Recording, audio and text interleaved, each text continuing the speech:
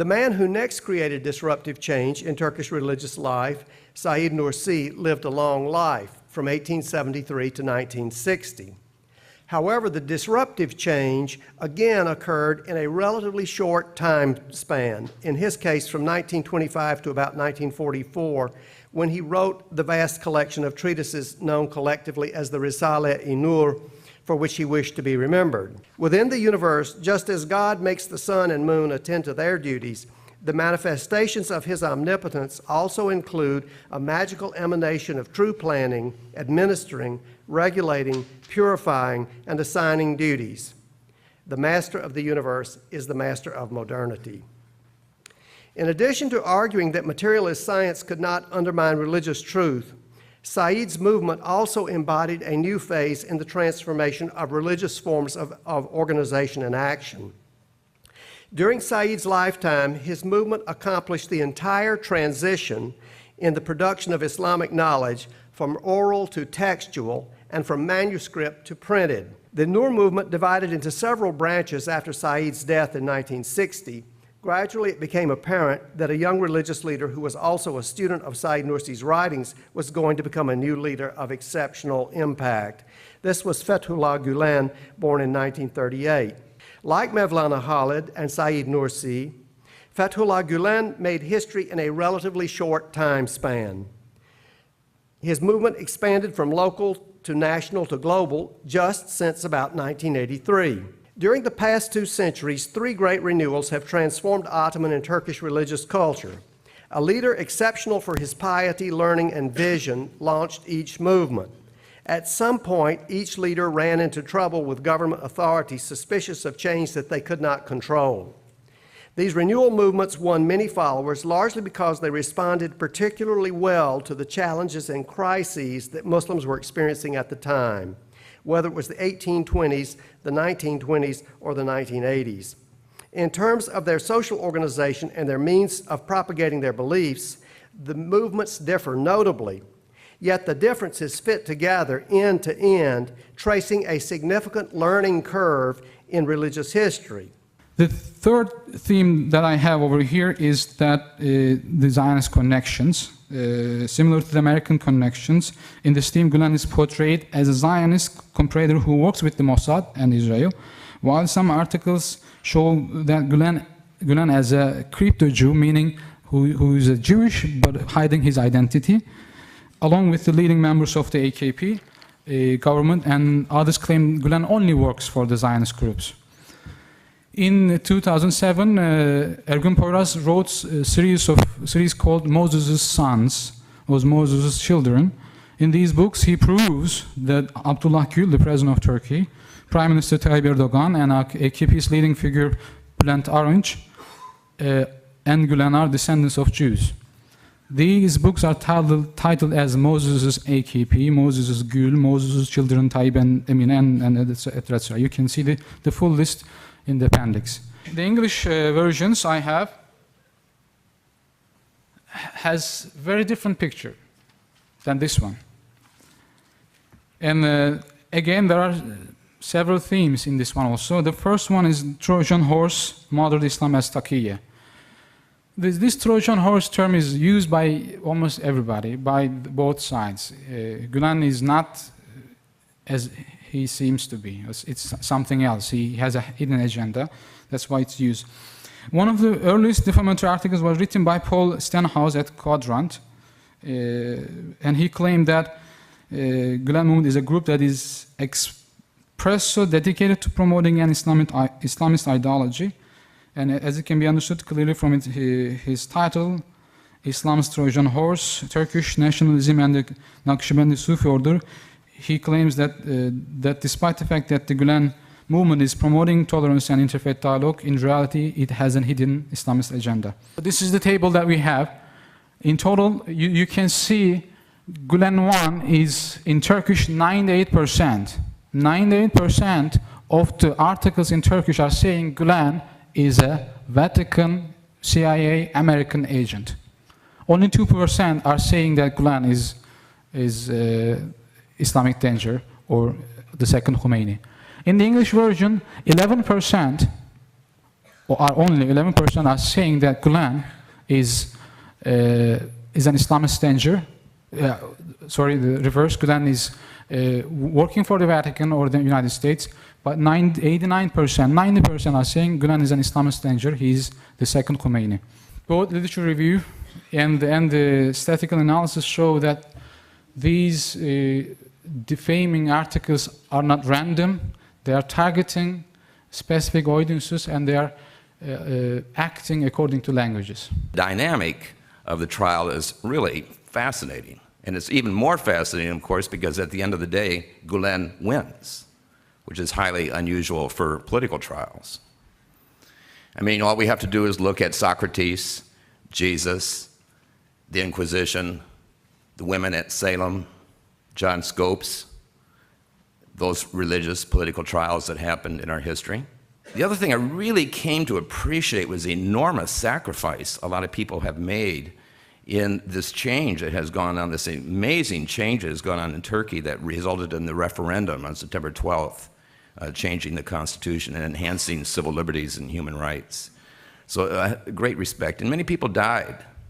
Many people were in exile. Many people were in prison for a long time. And I had the honor of meeting some of them.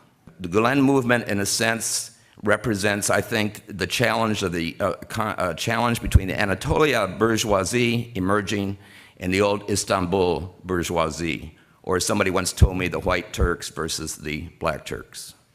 That this is the change. This is and you think about this is a serious challenge to the status quo that essentially was unregulated and was basically dipping its fingers or its hands into the treasury and running its life the way that it run to run its life. You have the whole deep state problem that we see has come up in all of the documents released through the Ergenekon and the sledgehammer indictments, right? The interplay between all of these entities I just mentioned, the interplay and the tight military-industrial complex, and how the Gülen movement threatens that because it's a popular movement that nobody can get its hands on, right, in the way that we think about organizational stuff in the United States.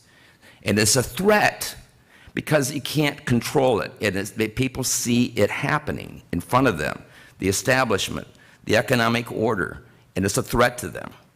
And there are all sorts of other things going on too. You know, the interference with the drug trade that has become part of the deep state, or trafficking, or why is it that PKK does what it does when it does? Is it just stirring up violence in order to keep the repression going, in order to keep the reaction to support the military so you can have more conflict? All that dynamic that goes on, I think all leads to the prosecution of Fethullah Gülen. So, but the media in Turkey too, and the journalists and the print thing carry much more sway with people than they do in the United States. Journalists, for example, will appear on the front page of papers. They're paid very well. People pay attention to the political commentary. And so when you have this campaign start against Gülen, people look at it. Even people in the movement, I'm sure, said, wow, what's going on? Where there's smoke, is there fire? And that was part of what's going on. One of the good things that happened, by chance, I interviewed the lawyer in May about this, pure chance. One of the lawyers says to Gülen one day in Izmir, why don't you start suing these people for defamation? And Gülen said, no, you know, I'm not like that. Well, anyway, it happened. The lawyer talked him into it. The good thing is that the lawyers were able to, they brought something like 300 cases altogether, all across Turkey. But the lawyers the fact that they got a huge number of judgments in the courts for defamation, they were able to use later on in the criminal trial to show that the allegations brought by the prosecutor were not true. Okay, what was the wild card? The wild card was the European Union, the accession agreements. Turkey was bound and determined to come into the European Union, and as a requisite for coming into the European Union, it had to change its legal system. Changing its legal system meant abolishing the state security courts, meant allowing religious freedom, and it meant ensuring civil liberties. And it took Turkey a long time to come into compliance with those requirements in the accession agreements. It happens during the Gülen trial. That's why I call it the wild card. That is why Gülen wins the trial in the end. The indictment is awful if you read it. I mean, it's everything, all of this stuff, all of this trash stuff that was up here earlier, the secret cardinal. I mean, all of that stuff is in the indictment.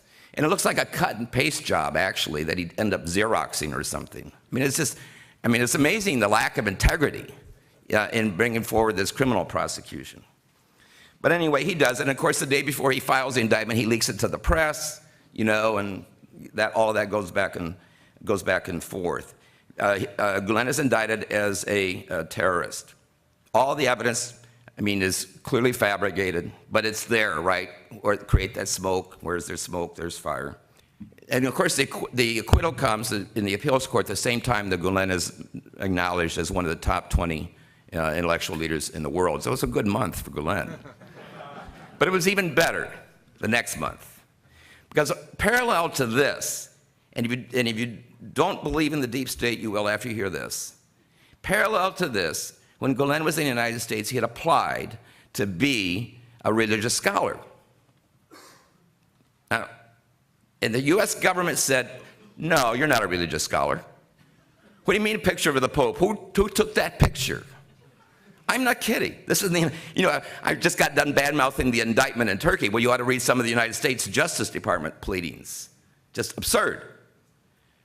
Anyway, the judge at one point gets so fed up with this nonsense that he calls the lawyers in, as judges do when they get hacked off, and say, I want whoever's making that decision in front of me in 10 minutes. And the lawyer for the government says, Your Honor, this decision is coming higher than Homeland Security. And it's coming so high that I cannot get that person in front of you. So it narrows it down. We know Bush didn't think about this. So that narrows it down to either Cheney or Rumsfeld. And the judge says, yeah, whatever, and grants religious scholar status. 2 days after this happens, Gülen's attorneys made the decision not to release it to the press. I'm wrapping, this is my coda. Good. Not to release it to the press because of the CIA agent thing, you know, just let it happen. Well, 2 days later, it was in the Turkish press. So somebody from the inside the United States government leaked it. Clarence Darrow, this is my wrap-up, okay? Clarence Darrow used to say that the law, and Clarence Darrow was a famous human rights lawyer in the United States, very earthy, used to say the law is the bastard child of justice. He was absolutely right. But in this sense, in this one instance in history, and I'm glad to have written the book about it, justice and the law coincided, and Turkey is better off in terms of religious freedom, in terms of democracy, and in terms of human rights, thanks to this trial. I think that the position of Mr. Gülen is an important antidote to the kind of fear that has emerged in an era of terrorism. Terrorists, even when they don't mean to, often provoke reactions by democratic publics to restrict civil liberties, to actually diminish tolerances. This is one of the worst effects of terrorism, that even when the terrorists don't do it to us, we often do this to ourselves. We hurt ourselves. Well, what Mr. Gülen is doing and what the Gülen movement is doing is working against this restriction of civil liberties to sort of build tolerance in an era when we need it most. The American public is only now learning about the Gülen movement, and I think the Gülen movement is important for promoting understanding and cross-cultural dialogue, something absolutely crucial in our increasingly interconnected world, and also crucial in an era of terrorism.